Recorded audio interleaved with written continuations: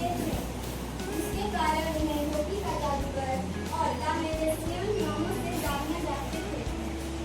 हमें उनकी जीवन से यह प्रेरणा मिलती है कि मेजर ध्यानचंद जिस तरह अपने खेलों में नियंत्रणता और संयम विनम्र रहे, उसी तरह हम जैसे विद्यार्थियों को अपनी पढ़ाई में नियंत्रणता, संयम एवं विनम्र स्वभाव का होना चाहिए। ध्यानचंद के बारे में बताना चाहता हूँ। मेजर ध्यानचंद का जन्म होता है और उन्होंने यह संकल्प किया कि वह हॉकी खेलने के लिए नहीं।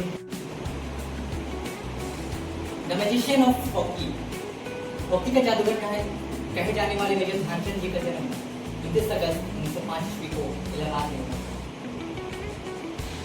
जिस तिथि को राष्ट्रीय खेल दिवस के रूप में घोषित कर दिया गया।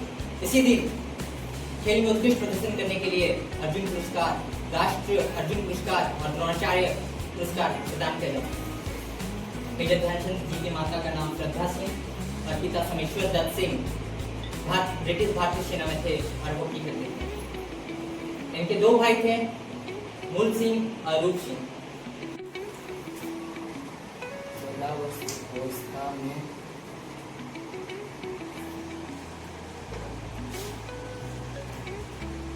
दिल्ली में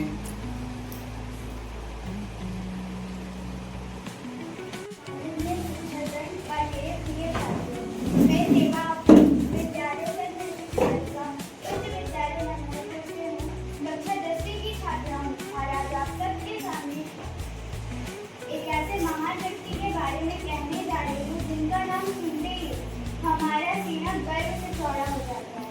वो और कोई नहीं, हॉकी के जादूगर मेजर ध्यानचंद है। मेरा भाषण का विषय है मेजर ध्यानचंद के जीवन से हमें क्या प्रेरणा मिलती है। मेजर ध्यानचंद ने पूरी दुनिया में भारत का नाम रोशन किया। वो भारतीय हॉकी के सितारा थे। 29 अगस्त 1905 के जन्मे ध्यानचंद जी ने अपनी खेल की हुनर के बदौलत ये साबित कर दिया कि कठिन परिश्रम, अनुशासन और देश प्रेम की भावना से हम किसी भी असंभव लक्ष्य को प्राप्त कर सकते हैं। उन्होंने लगातार 3 बार भारत को ओलंपिक में गोल्ड मेडल दिलाया। कहा जाता है कि उनकी खेल में कुछ ऐसी जादू थी कि देश में उनके पास चुंबक की तरह चिपक जाती थी। जर्मनी में तो हिटलर ने उन्हें जर्मन सेना का उच्च पद का भी प्रस्ताव रख दिया, किंतु ध्यानचंद जी ने विनम्रता से उस अवसर को ठुकरा दिया। ये दर्शाता है कि वो अपने देश से कितना प्रेम करते थे। ध्यानचंद जी ने 101 गोल्ड ओलंपिक में और अन्य अंतरराष्ट्रीय खेल में 400 गोल्ड किए। 1954 ईस्वी को ध्यानचंद जी को पद्म भूषण से सम्मानित किया गया। मेजर ध्यानचंद जी की जीवन से एक खिलाड़ी की कहानी है।